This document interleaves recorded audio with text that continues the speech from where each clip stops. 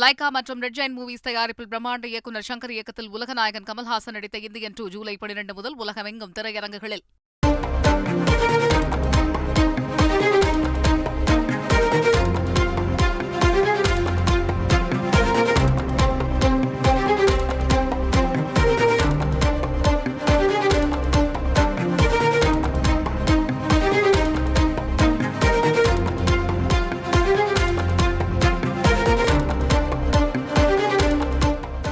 AIADMK IT wing நிர்வாகி வீட்டில் CBCID போலீசார் விசாரணை மேற்கொண்டு வருகின்றனர்.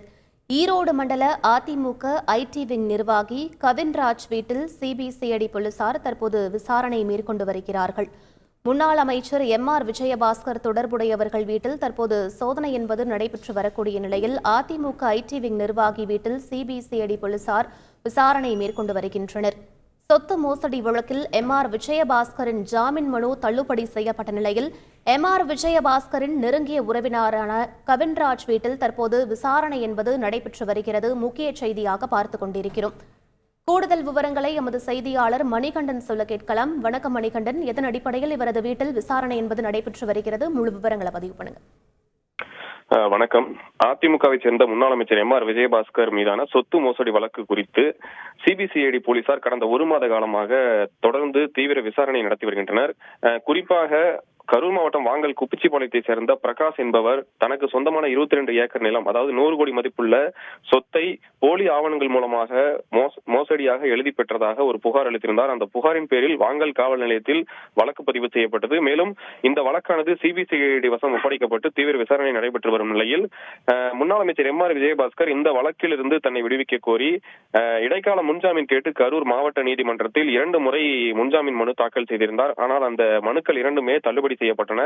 அதனைத் தொடர்ந்து கரூரில் கடந்த ஒரு வார காலத்திற்கு முன்பாக 2 தடவை சிபிசிஐடி போலீசார் முன்னாள் அமைச்சர் எம்.ஆர். விஜயபாஸ்கருக்கு நெருக்கமான நபர்கள் மற்றும் அவரது வீடு, அலுவலகம், அவரது தம்பி சேகர் வீடு உள்ளிட்ட பல்வேறு இடங்களில் சோதனை நடத்தினர். அந்த சோதனையின் முடிவில் ஆவணங்கள் சிலவற்றையும் விசாரணைக்காக சிபிசிஐடி போலீசார் எடுத்துச் சென்றனர்.